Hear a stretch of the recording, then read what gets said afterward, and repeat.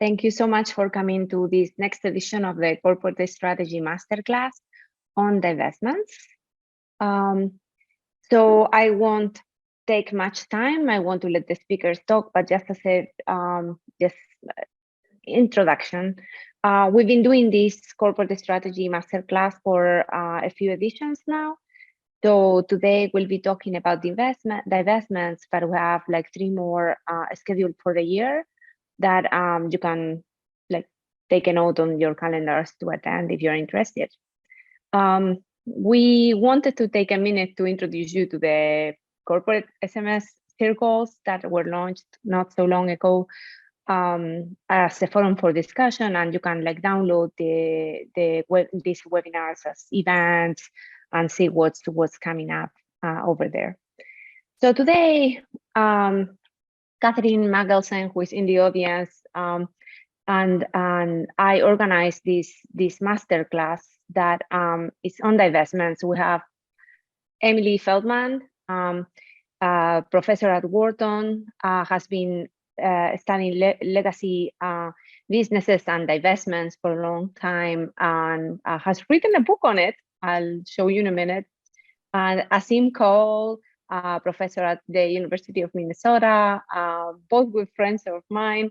He's been working on divestments. They were 2 of the first few people to start working on this topic. And I feel that in the last few years, divestments are all every day almost on the press with very important movements.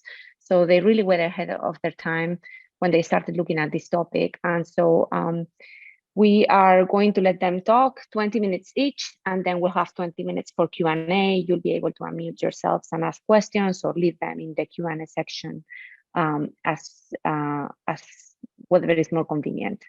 So maybe Emilie can get it started. She recently launched her book on divestitures. If you haven't had a chance to see it, you can buy it on Amazon. And I'm going to turn the floor to her so she can tell us all about it. Thank you, Emilie. Thanks, Elisa, and hey everybody! It's so nice to be here, and what a cool venue to get to talk about this topic. When I started researching divestitures, gosh, like 15 years ago now, back in grad school, you know, no one cared, right? So it's great to actually see the importance that this topic has come to take and the attention that people are paying to it right now. So very exciting. Let me go ahead and share my screen. So I just put together a couple of slides.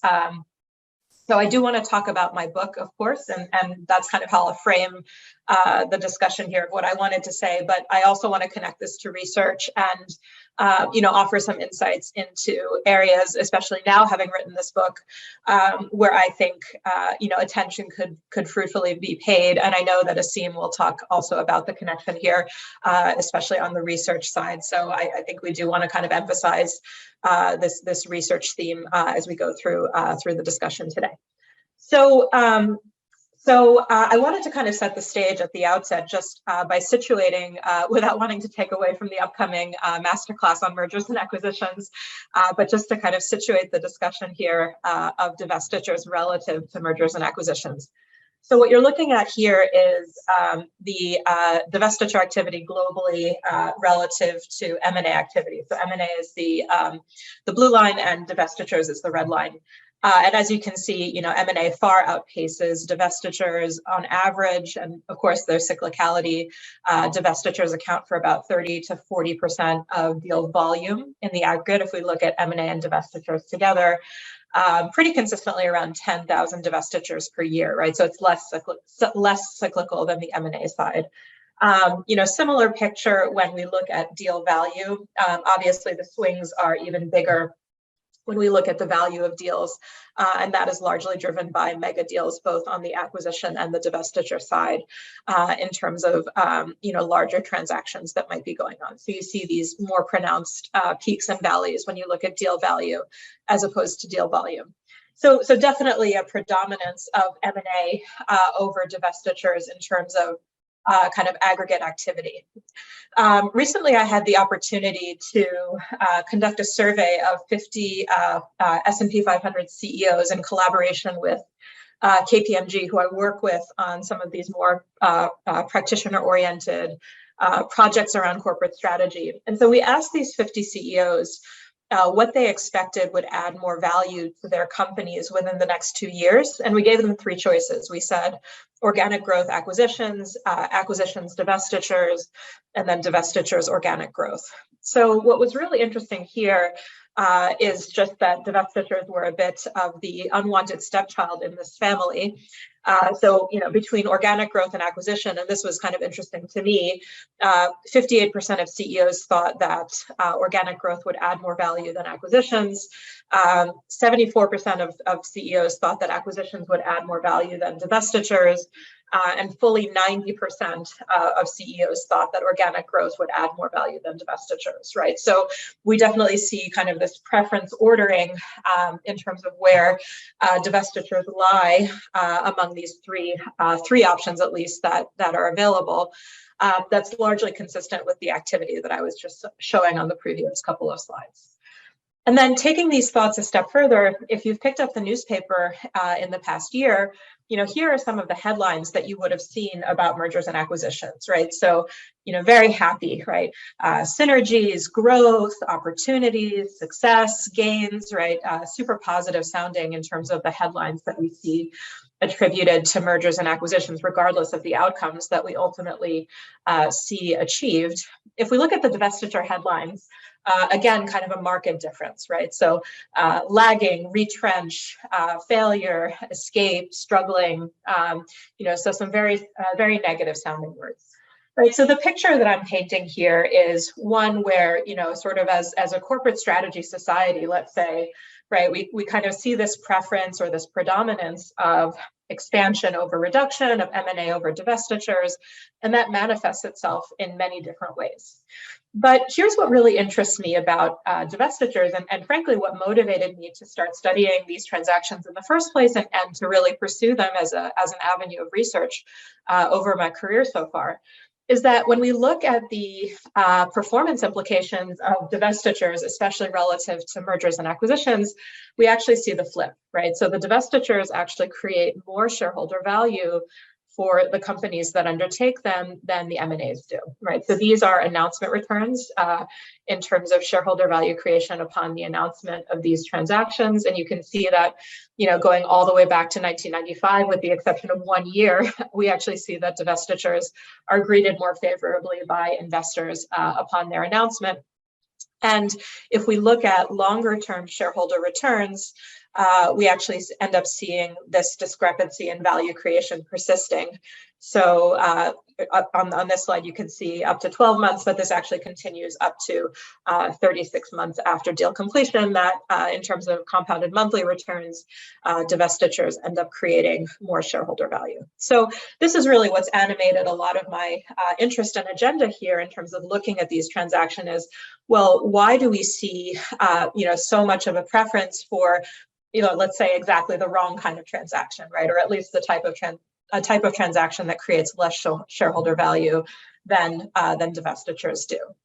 And so, kind of building on that point, here's kind of my key question, right? So since these divestitures demonstrably create so much value, why aren't they perceived that way, and why aren't they used more frequently? So when I set out to write my book, I really wanted to try to unpack these two questions and, really break this down into 3 main areas of focus here in terms of trying to explain, sort of why we end up seeing this. So, as the title would suggest, strategy, structure, and implementation are kind of the three sections of the book in which I try to look at these issues and understand, sort of how we can potentially start to change or maybe reframe the conversation around divestitures to see them as a value-adding strategic tool rather than something to be stigmatized or maybe even avoided. So that's really kind of the focus here. So let me say a little bit more about each of these 3 parts of the book, just to give a little bit of color, and then I'll kind of connect this back to some research thoughts. So on the divestiture strategy part, these are kind of the 4 chapters in this first section of the book. The canonical question of removing problematic businesses and how divestitures can achieve that. especially in terms of unattractive industries, right? So exiting from unattractive industries, and of course, removing failed acquisitions. So I've tried to give like a couple of examples here of archetypes, at least that I see that illustrate these kinds of points, right? So, for example, Daimler Chrysler is, kind of an archetype, to use that word again, of massive acquisition failure, merger of equals that just went very far south, right? In many ways, both from strategy to implementation. And so the $38 billion acquisition ultimately culminated in a $7 billion divestiture, resulting in that value erosion of $30 billion, right? So, this removing problematic businesses is very much, sort of the traditional view, right? Of something went wrong, so let's get out of it, right? Is kind of the point. The next two, kind of improving corporate focus and reconfiguring the corporate portfolio, are areas that I think have gained more traction in recent years, but still are kind of on the adoption curve, I would say, in terms of companies starting to see divestitures in this more proactive strategic light. So on improving corporate focus, the point is, look, we're doing too many things that don't really fit together. And, maybe this causes challenges internally in terms of how the businesses work together or how we manage them, kind of diseconomies of managing. Maybe this equally causes undervaluation in terms of how external constituents perceive that portfolio of businesses. So divestitures as a way of trying to improve focus and try to resolve some of these issues. And then, even on this reconfiguration point, and this has been an area of big focus recently, just coming off of the corporate strategy conference here at Wharton a couple of weeks ago, right? We definitely saw a ton of papers in this vein, sort of saying, look, we have a broader portfolio of businesses here. So how can we see divestitures as part of this process of reconfiguration, where they're not just used in isolation, but rather are used in combination with other types of strategies like M&A or organic growth or alliances or joint ventures, right? So different ways that we can combine different strategies to try to enhance the composition of the corporate portfolio. So, just briefly, what I mean here by rationalization and redeployment is really kind of sequences of transactions, and specifically sequences of acquisitions and divestitures. Rationalization being we acquire something and then we divest it with an eye towards slimming the portfolio down into, again, kind of an area of focus. Redeployment being we divest first and then redeploy resources or assets into other areas of the portfolio. So Nestle, for example, is a great instance of this, sort of showing like this big shift from a portfolio consisting of unhealthy stuff like chocolate and ice cream, moving more into a portfolio of businesses focused on nutrition and wellness, for example.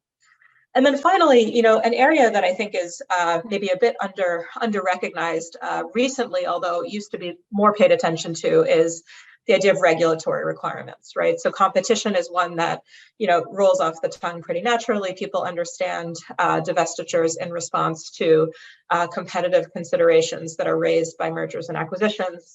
But especially recently, the whole wave of attention that's been going on with national security and CFIUS, especially with regard to cross-border acquisitions from China, has been super, super interesting, right? So the TikTok example is one that's actually ongoing right now, just of how divestitures might come into the conversation when it comes to regulation. So these are kind of the strategy elements here of divestitures. In terms of structure, I try to talk about, again, kind of four categories here: sales, spin-offs, equity carve-outs, and reverse Morris trust, and then finally, joint ventures and tracking stock. So really kind of the 2-second version of each of these, right, I kind of have here in the boxes, but, thinking about sales as a means of kind of monetizing assets, generating cash, and potentially thinking about tax losses.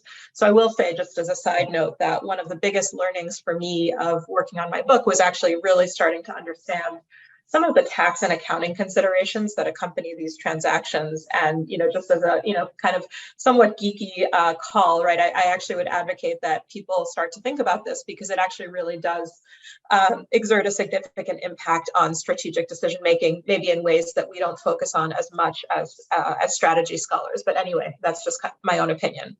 So thinking about kind of these elements here as motivations for sales in particular.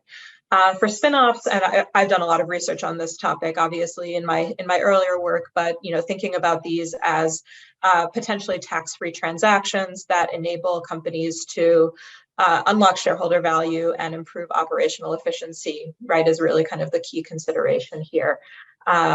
So, thinking about, we can separate assets that don't necessarily belong together in line with kind of the corporate focus arguments from before, without incurring kind of a big tax bill, and allowing these businesses to trade as separate publicly traded companies, and the attendant benefits of focus that each of those might enjoy. For equity carve-outs and reverse Morris trusts, these are techniques that are used in conjunction with spin-offs, or kind of inclusive of a spin-off, right? So these basically can help companies to gain these tax benefits associated with spin-offs while still doing other things that might be regulatorily blocked, right? So generating cash in the case of equity carve-outs, and potentially joining together spin-offs with mergers and acquisitions in the case of reverse Morris trusts. If you've been following the Warner Media spin-off from AT&T and its subsequent merger with Discovery, right, that's a great example of a reverse Morris trust that's going on right now. So pretty interesting, a little bit abstruse, but nonetheless pretty interesting techniques to think about there. And then finally, joint ventures and tracking stocks, right? So really here thinking about, okay, we want to separate, right? There's logic and value to separation through divestitures, but there might still be value in the maintenance of some kind of ongoing relationship or ongoing ownership stake. So each of these are mechanisms that companies can use to achieve this. A great example of a joint venture would be GE and its separation of its aviation services business, GCAS, with AerCap, right? So basically, this was a partial sale, let's say, of a 49% stake of this business into the AerCap business. So GE still gets kind of some of the upside in that relationship, but still also achieves some of the separation and the focus benefits of its portfolio, right? Tracking stocks are a little bit less utilized now. They were more prominent in the 80s, but these are also a mechanism that companies can kind of maintain this ongoing ownership while still achieving some of the benefits of separate valuation. The thing to know about that category is that these are more short-lived, right? So typically a 3 to 5 year horizon. So, overall, I think on this divestiture structure piece, the idea of sort of fit and understanding that there are different structures or different modes that can be used to accomplish different objectives, whether from tax and accounting or even from strategic standpoints, is a big insight here to think about with divestiture structure. And then finally, with divestiture implementation, here I only have 3 categories, but really thinking about, how do we understand this process of removing a divested business from a divesting company's portfolio, and how do we think about the attendant changes that need to happen at the same time that this might be going on, right? So, obviously the idea of separating the divested business is critical here in terms of saying, look, we actually have to decide what we're removing and, sort of hive off those assets and liabilities, right, in a way that makes sense for both of those organizations.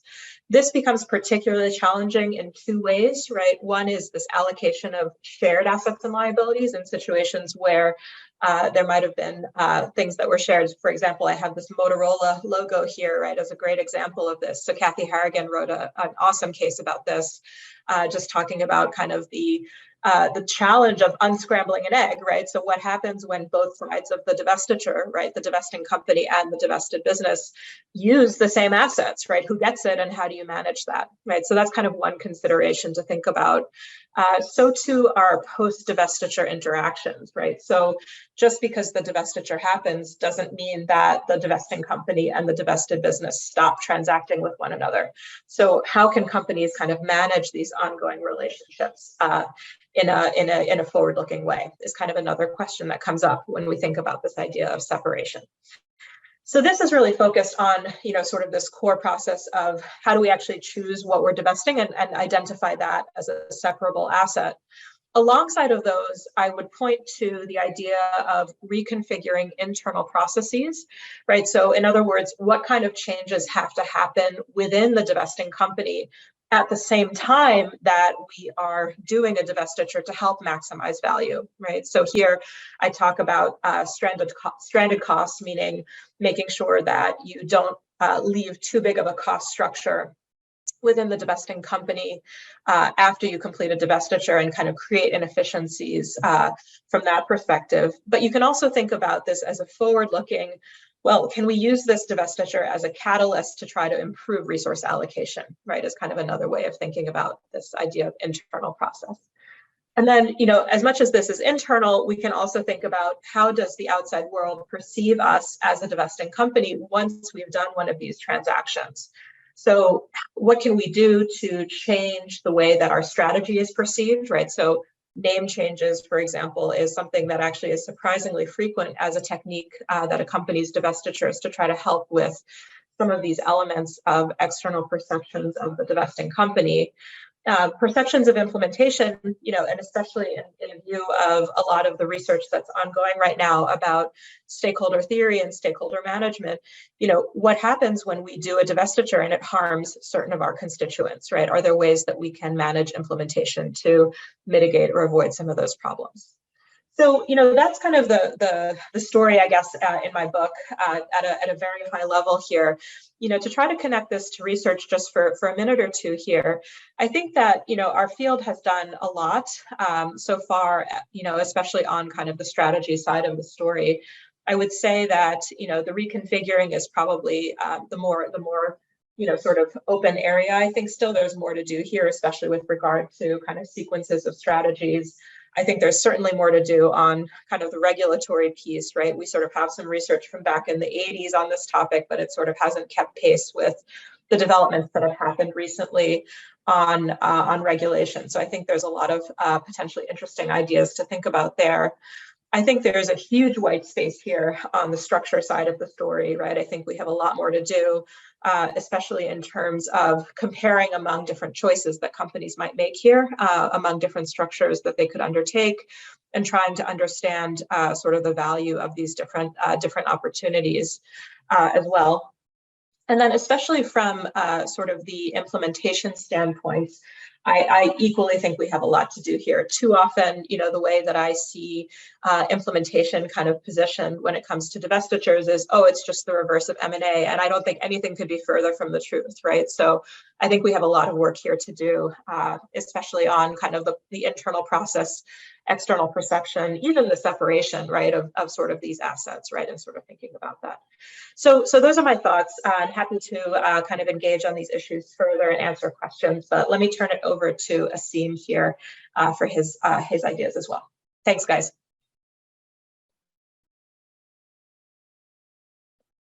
Okay, so thanks for that. And again, a huge thank you to, I'm just going to share some slides here. Hopefully you can all see those in slideshare mode. So thanks to Elisa and to Katie for inviting me. And of course, a huge thank you to everyone for being here. I know you could be watching the pre-game coverage of the World Cup semifinals, so you're here. So either you don't care about soccer or you really care about divestments. Let's say it's the latter. So I have the unenviable task of following Emily, right? So it's like she literally is the person who wrote the book on this thing. So not sure. That's a challenge, but also an opportunity. It's a challenge because I really don't have all that much more to say. I think she pretty much covered. I think I think I completely agree with everything she said, and I think the need for us to think more about structure and implementation. I think just the opportunities there, fantastic. But it's also an opportunity because it allows me to kind of not have to worry about being comprehensive or just kind of, focus on my own sort of idiosyncratic perspectives and not worry about saying, oh, I'm not doing justice to this topic. So that's pretty much what I'm going to do. Like I wasn't going to do that anyway. So I'm just going to give you some of my thoughts and perspectives. And I think it's actually, again, I want to reiterate that I think this is very much meant to complement everything that Emilie said, which I fully agree with. And I'm going to try to complement that by maybe taking a little bit more of a theoretical angle to it and stepping back. So here's how I think about, divestments and why they matter, rather than sort of the phenomenon. Just sort of stepping back and going back to Williamson and this notion of adaptation as the central economic problem, which of course Williamson shamelessly borrows from Barnard. At any given point of time, we have a set of resources that have been allocated to a set of users. And the central problem is, okay, we have to come up with new matches, right? So either we come up with new, meaning more valuable uses for the resources we've already got, or we come up with better, more effective, efficient resources for the current users that we have. And I suppose if you want to be pedantic, you could say, well, we can come up with new uses for new resources or new resources for new users, but whatever. Right. And because of the presence of transaction costs, because of the presence of market frictions, sometimes we have to, in order to do this adaptation, we have to bring this process within something we call the firm. And we'd have to do that because if you spot a new use for an existing resource, the best way to capture value for that is to first take ownership of the resource and then put it into the new use, right? This is kind of Barney 86, Lippmann and Rummel 2003. Or if you're going to try to develop a new specialized resource, that's going to require coordination of some activities.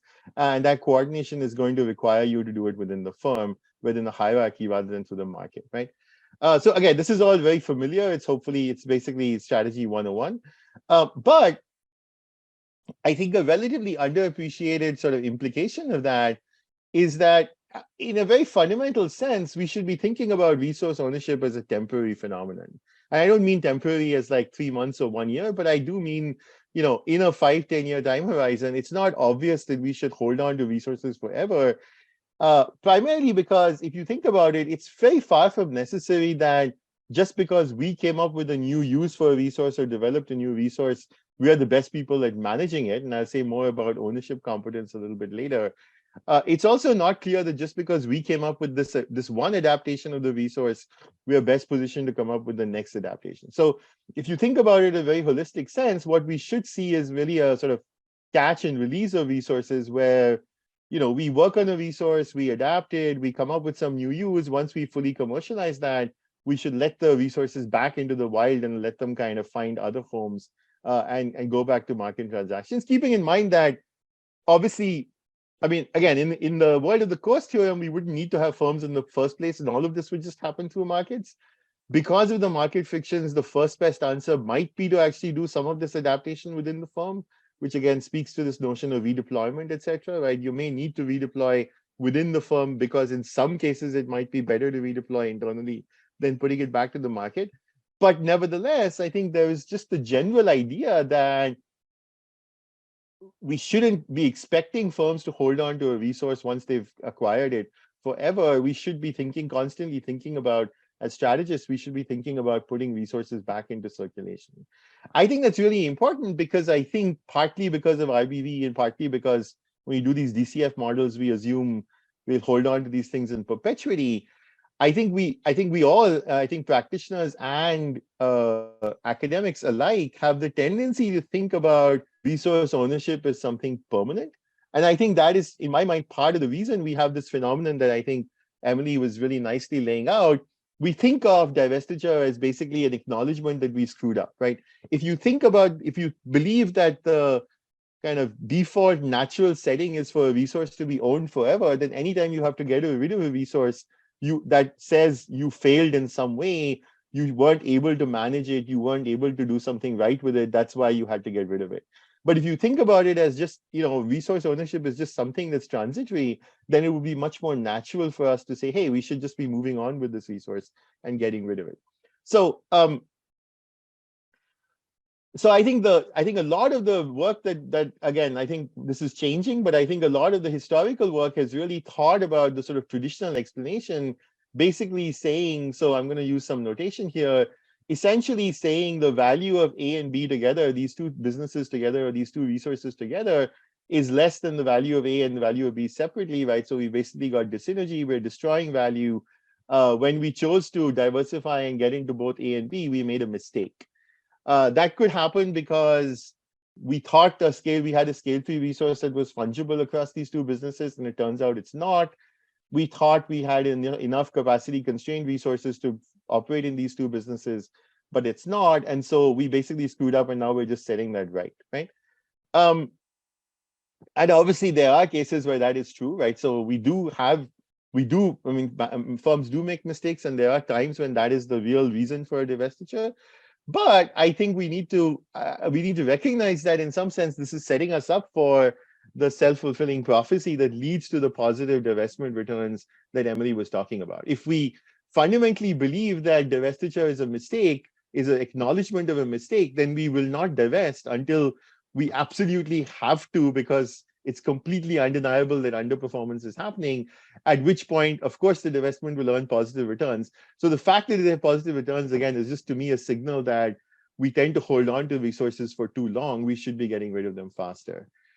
I think part of moving to that perspective of, when should we be divesting strategically, is recognizing the notion of erosion of synergies. And I think there's starting to be a little bit more work on this, but I think we need a lot more. So I'm going to make the sort of provocative claim that, maybe not so provocative claim, that fundamentally all benefits from diversification will erode over time, right? Part of that is just selection, right? Obviously, if we were diversifying at random, then this may not be true, right? Synergies could go up or go down, but of course, we tend to diversify when synergies are strongest. So there's this regression to the mean, just kind of randomly synergies are going to go down. Part of that is because you think about it, the positive synergies are likely to reduce over time. So in some work that I did with Mo Chen and Brian Wu in our 2019 SMJ paper, the graphs on the side are basically from that paper. We basically argued that, so if you take the figure on the top, initially diversification may be beneficial because you're earning a bunch of synergies, but the fact that you are actually having to coordinate your choices across multiple businesses will limit your ability to adapt within each business, which will mean that as those businesses evolve, the synergy will tend to go down, and you'll get to a point where ultimately, if you keep holding on to those businesses, you'll actually end up in a negative situation. So again, it's not like you made a mistake. You actually did the right thing. You should have diversified and you should have earned synergies, but you should also have exited at the point when the diversification advantage went to zero. If you don't do that, then you end up with the long-term picture that's at the bottom, where in a lot of situations, you're actually destroying value, not creating value. I think very closely related to this, I want to give a shout out to a forthcoming paper. Actually, it's already available on the website.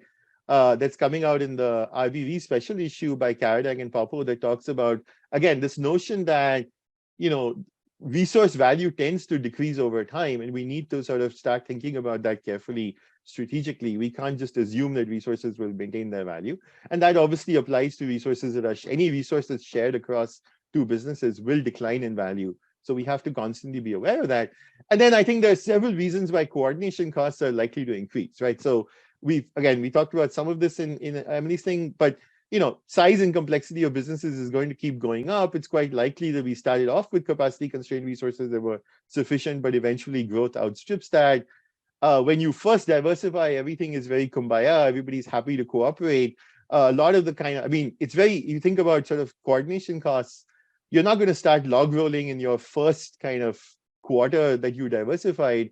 A lot of these conflicts and log rolling stuff will happen over time. A lot of the weakening incentives will take place over time. So it's quite likely that the kind of issues and conflicts and lack of incentives that you see that are inherent in coordination costs are going to build up over time, not happen immediately. All of which is to say, I think there's tremendous opportunity to think about the returns to diversification over time. I do also want to give a shout out to Maggie Zhu, who has a new paper coming out in SMJ in with Sendel that again thinks about some of this, and I think some of FIBO's work also sort of speaks of again, a lot of that work is focused on the short-lived short-livedness of, or the relative short-livedness of competitive advantage, but I think similar ideas need to be brought into play in corporate advantage, so that we can recognize that just because something was valuable at one point in time doesn't mean it's going to be valuable in perpetuity. So I think that's one really important sort of notion that, and I think a tremendous research opportunity to just think about the evolution of corporate advantage over time, and how does that sort of play out. I think, and so that sort of brings me to this notion of obsolete diversification, saying even if at time zero, diversification made sense, it's possible that at time one, it doesn't anymore, because your scale-free resources have become less valuable, fungible, because your capacity constraints have increased and become binding. And so that's another reason for diversification. But the other point I want to highlight here is just the role of opportunity costs. And again, I think both Emily and I have done work on this. And I think it really connects back to this notion of portfolio reconfiguration. But I think there's two different versions of that, right? So one version of that says, okay, we are currently in business A and business B, but we would actually be better off being in business A and business C. And given capacity constraints, resources, we would be better off getting rid of business B and going into business C, right? So that's kind of a portfolio reconfiguration where we have a better portfolio. And I think, so again, I think this is an idea that we've started to sort of investigate. I do think there's still opportunity there to think about this redeployment notion, not just thinking about changes in the sort of exogenous changes in the demand side of the product markets that firms operate in, but also thinking about factor market changes, thinking about how the scale-free resources themselves might be changing and creating new opportunities. So again, in my 2012 piece back when I was actually doing this work, I think the argument was you're going to actually, you might discover new opportunities through the process of innovation that will drive the reconfiguration rather than sort of external shocks. Although, of course, external shocks can drive that as well. But I think there's a further step that I think we're still really not thinking about, which is even if, so, and that's kind of, I've changed the subscripts a little on you, but basically the superscripts here refer to the firm, right? So it could be that you as firm I owning business A and B together might still be valuable and might be the best configuration that you can have, but business B might still be owned, might be better under somebody else's ownership rather than under your ownership. And if that is the case, that is also a reason for you to exit and sell, even if that means that you are going to reduce your corporate advantage. If you're going to get paid, presumably, for selling to that other company. And so you have to think about what is not just what's the best configuration for me, but what's the best use of a particular resource. Is there a superior owner out there, either because they have superior owner, they have better complementary scale-free resources, more capacity constrained resources, they can do more with that business and they would be a better owner. Or, and I want to, again, give a shout out to some work by Nikolai Voss, Peter Klein, Todd Zenger. I think there's a couple of other co-authors. I'm probably missing a few, I'm sorry. Right, on this kind of notion of ownership competency and how we really need to be taking ownership competency seriously. And the idea that, some firms and some people, some individuals might be better at just owning an asset than others. And so I think, again, the overall picture here is I think we really need to be thinking about alternative uses of the resources that we possess, alternative homes for the businesses we have, and just thinking about this kind of opportunity cost. And again, not to say there isn't work on that. I think this is very much in the spirit of sort of Brian Wu's dissertation and sort of his work. I know Emily has this really nice paper with Victor Bennett sort of talking about how we sort of sell these businesses in order to make room to do acquisitions. And so again, I think there's but I think there's still a lot of room for us to explore this kind of opportunity. And I think the last point I want to make is that as we start to think more about, these kind of proactive strategies of reconfiguring our portfolio ahead of time before the sort of rot sets in, thinking about how what's the best home for our resources, I think that also opens up an entire shift in mindset from thinking about studying divestment to studying the sell side of transactions, right? So a lot of times when we're talking about divestments, I would say most of our work still focuses on our internal drivers of divestiture, right? So we're really thinking about, and again, I totally agree with Emily that, it's important to think about sort of what's the restructuring we're doing internally. But in a lot of the work, there's kind of an implicit or explicit assumption that when we decide to sell, there's somebody just waiting to buy this thing from us, or there's a market that's kind of booming where we can sort of take things public. And of course, that's really not the case, right? So, and even if there is a booming market, and even if there are people willing to buy, there's a lot of strategy that we should be thinking about, right? Again, if you think about the comparison to acquisition, which is sort of inevitable, right? When we do acquisitions, we spend a lot of time thinking about what's the target, who should we be buying, how do we identify the best target? I'm not sure we do the same for divestitures, but I think there's a tremendous opportunity there to really be thinking about, if you are going to sell a business, what should your strategy be? How do you find the best buyer? How do you go about negotiating that process? How do you manage the due diligence from the sell side optimally? And even thinking about who the buyer is, right? So I've been doing some work. This is actually, it's really not me. It's really my former student and actually Emily's colleague, Paul Nary, who's been doing a lot of work thinking about the role of PE firms in this market. And the picture on the left here is from a forthcoming AMR piece that we wrote together. And I think but the essential, I'm not going to go through that entire picture, but I think the main point there is twofold. One, that we really need to be thinking about the timing of these deals. We really want to be thinking about, when is a good buyer available? Who is the best buyer for this? And how should, and our claim there in the paper is that a lot of the reason PE is able to capture value is because people, when they're selling, tend to be desperate. So again, if you're selling it in reaction, you're trying to get rid of an asset and you're not thinking about what's the best timing and what's the best buyer. Somebody can play a broker, buy it from you, and then make enough money on the other side by figuring out who the best time and broker are. But in some sense, that's so of course it's an opportunity for PE firms, but it's also an inefficiency in the market that potentially could, some of which I think could be solved by a better strategy on the part of firms that are looking to divest. I think Paul has another sort of working paper where he actually looks at the returns to divestiture broken out by sales to private equity versus sales to related buyers versus sales to unrelated buyers. And again, I think the big top line message there is that you see dramatic differences in the kind of returns that you get depending on who you're selling to. So I think really paying attention to who are we selling to, how are we identifying the buyer, if it's a sale, how are we identifying a buyer, how are we negotiating?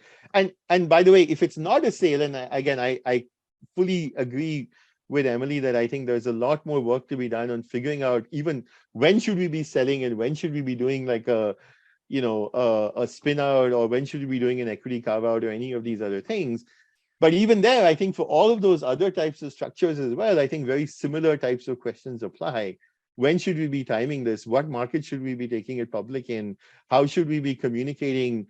Which businesses should we be taking public versus not? So I think there's a lot of strategy there that I think once we start thinking about it from a sell side perspective, saying we're not studying divestiture, we're studying the sell side and studying how to make divestiture successful. I will say there is some work on divestment capability, but I think even that, there's more room, there's a lot more room to sort of explore that. I think these are tremendous opportunities for our field to really be thinking about, what do we not know about divestiture and what could be really important and valuable. So I'm going to actually stop there and open it up to questions, but the sort of overall thought that I think this is a really exciting area for future research. And again, just to echo Emily, Emily knows this, but back in the day, we would, Emily and I know each other well because back in the day, we would spend a lot of conferences in an empty room where it was just the two of us presenting, and there were some 3 other people sort of who had wandered in by accident thinking it was the cafeteria. And then, so it's really wonderful to see whatever it is, 45, 50 people on this webinar, and looking forward to seeing more exciting research on this topic. So I'm going to stop sharing and then we can open it up to Q&A. Thank you, Emily. Thank you, Aseem. I think this was two fantastic presentations, and also very, very, very complementary one to the other. So we're opening up the questions. As you guys were talking, I was thinking that there is a lot about how there is a lot of value that is, so shareholders value growth a lot. More than they probably should. And I was wondering to what extent this has to do with this, not seeing these transactions as temporary, but more like we need to keep accumulating so we keep growing, or a negative view of the divestments as a failure to grow and actually reduce the corporation. And to what extent you think that's behind some of those misconceptions, and should we change it? Yeah, I definitely think it is, right? So I think there is like a huge priority on this idea of expansion and growth, and opportunities for both of those, right? So I think that's part of it. But I will say, kind of hand in hand with that, I think that there's an incredible amount of inertia, right? And sometimes I like to joke that my research is about or has been about divestitures in some capacity, but my research has also been about inertia in a lot of ways, because we can see that there's many factors that hold companies back from divesting, and especially managers back from making these value maximizing decisions, ranging from everything, right? Ranging from incentives to behavioral biases to stakeholder pressures to tax considerations, right, to financial issues, right, and I could go on, right? I think there's many more. So I think it's sort of this unholy marriage of kind of two very negative effects, right? Sort of the pressure and the predominance that's placed on growth, alongside the inertia that kind of holds back, right, the right decision, so to speak, in many ways when we think about divestitures. So I really think it's the combination. I don't know if Aseem, you want to weigh in on that as well, but that's kind of my take on that issue.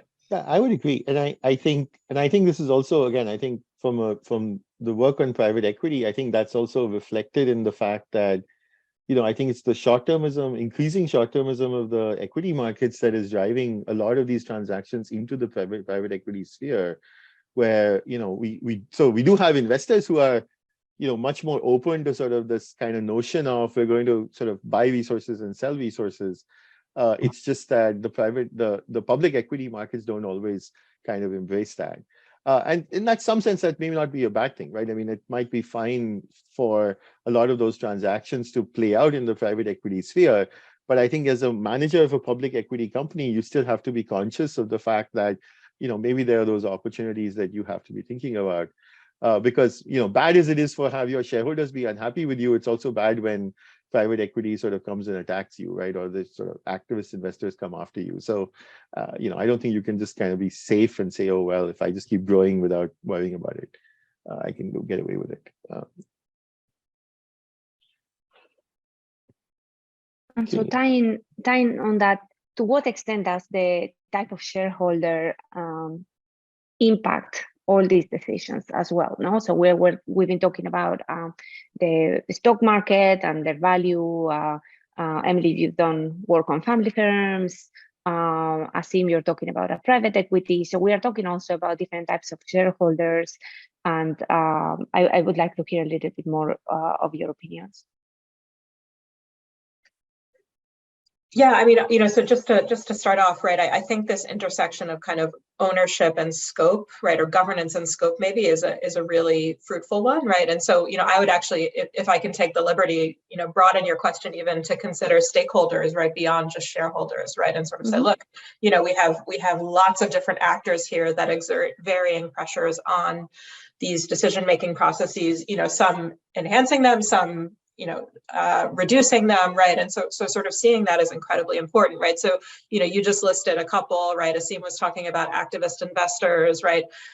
We could bring in kind of the Brian Boucher, kind of distinction between dedicated and transient, if we want to think about, sort of different categories of investors. And like I said a moment ago, even kind of stakeholder pressures and stakeholder groups, right? And sort of how they might affect decision making, right? So I have a paper, for example, on that issue with Emanuele Bettinazzi, sort of thinking about how stakeholder considerations might constrain divestitures, even putting aside, sort of many of these, kind of public market equity type pressures that we've been talking about here. So I think it's an incredibly fruitful area of research. One thing I would love to see actually is a paper that, sort of unites all these, disparate bodies of research, right? Family firms, activists, private equity, stakeholders, right? And sort of, dedicated transient, and kind of puts together, some kind of overarching framework for understanding, sort of the conflicts and maybe reinforcements among these different categories. But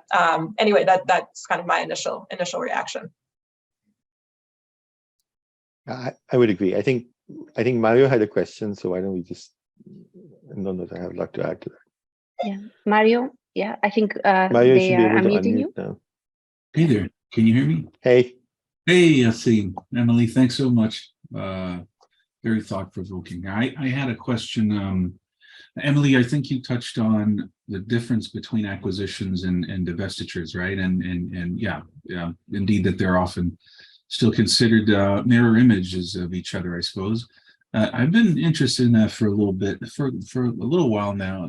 Could you maybe say, based on, also your interaction with companies, what are the big differences? In my mind, a big one is sort of information asymmetry, right? The divestiture, the divesting company knows what it's divesting, the acquirer doesn't as well. Do you, can you maybe elaborate on that a little bit? And Aseem, do you have any thoughts on that?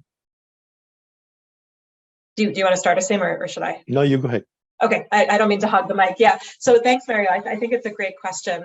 So yeah, I mean, I think you're right. I think the information asymmetry is a huge thing, but I also think the issue of control actually might be even more important to consider, right? So, for me, it's, when you're dealing with an acquisition, right, you have yourself, right, and, so you're the executive of a company, a board of directors, you can dictate what you're doing, right, or you have, some discretion over what you're doing, nominally at least. But there's a whole other party, with its own top management, its own board of directors, its own people, its own processes that you have no control over, right? So fundamentally, for me, the idea of sort of bringing together and that lack of control over that counterparty, that target is fundamentally different than, in a divestiture where you have complete control, right? Not only knowledge of what you're transacting in, but control over, how that is going to be managed and where things are going to get placed and how they're going to be allocated.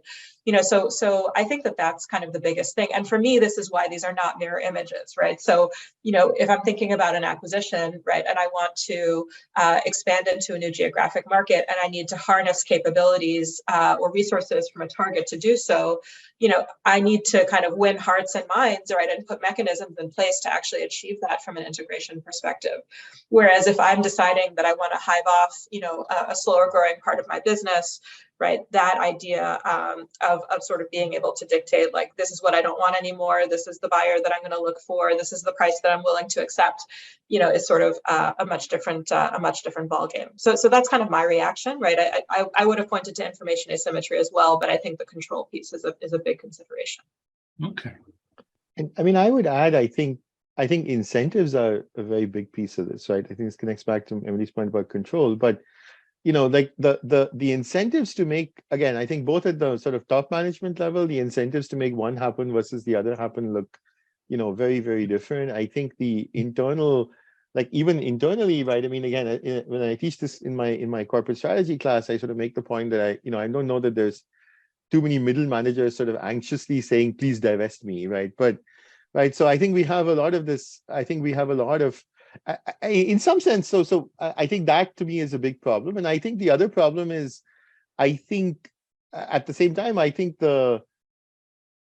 I think we tend to assume that we know a lot about, I don't think it's that there isn't information asymmetry. I think the nature of information asymmetry is very different, right? So I think part of the information asymmetry with divestiture is that we don't observe the counterfactual, right, where we do in acquisitions. So, again, I think thanks back to sort of Emily's early work on sort of legacy divestitures and why they don't work, right? And I think a large part of that is you don't understand the cost that you're going to incur, right, because you don't understand the benefits that you're getting from having these businesses. So I think there is a different kind of information, maybe it's not asymmetry, there's a different kind of information problem with divestitures, which is we don't have a clear picture of, the benefits and the costs of having these businesses together, because we are not observing the two businesses separate. And then we are often surprised by what turns out. And I think that's another research dimension that I think is really underappreciated and under sort of studied in my mind. All right. Thanks so much, guys. Thank you. So connecting to that, if there are no more questions, to what extent, like it connects back to change, and to CEO succession and the ability to break with some of these like relationships as well in the firm. So the topic for PhD students, looking to join the conversation and to enter this, like the topic can be narrowing down on some of the issues, but also connecting back to other areas. Correct? Yeah, and I think the again, at least in my mind, the hope is we can move beyond the point where we have to actually get rid of management to get around to the point where we can sell things, right? So I think in my mind, the opportunity here, again, I've deliberately stayed away from using the term dynamic capabilities, but I do think there is a dynamic capability angle here. God, I've totally gone over to the dark side, but I think there is a dynamic. Shit, this is being recorded, right? I shouldn't be saying it. Anyway, I have gone over to I do think there is a dynamic capability angle here, right? I think the part of, again, even if you think about, like, again, with all due respect to Tees, if you think about the way we talk about dynamic capabilities, it's all about sensing and seizing, right? Why is it not about sensing and letting go? I think that aspect is something that I think we need to think about a lot more carefully. So I think beyond the sort of structural issues of how do we actually implement divestitures, I think there are structural issues about how do we create organizations that are systematically thinking about portfolio reconfiguration in a proactive way, and what processes can be put in place to sort of have that become part of what the organization does on a regular basis, which is to say, hey, we need to get rid of this stuff because regulation is coming down the pike, because stakeholders are coming after us, because the coordination costs have gone up too high, because we found new opportunities. I'm not sure we're doing that right now, and I think that's a tremendous area of research. I know, actually, business opportunity. Well, thank you for a fantastic conversation. Thank you for enlightening us with your knowledge about this topic. Also for connecting to all the other topics we've been talking and we're going to be talking about in this corporate masterclass series. And thank you to all the attendants for coming to the session, as Aseem said, on such an interesting and competing day of events. Thank you very much. And thanks so much to again, Elisa and Katie for organizing. It's really not just this session, but the entire series. It's been really great. Yeah. Thanks, Elisa and Katie. Thank you. Bye. Thank you all.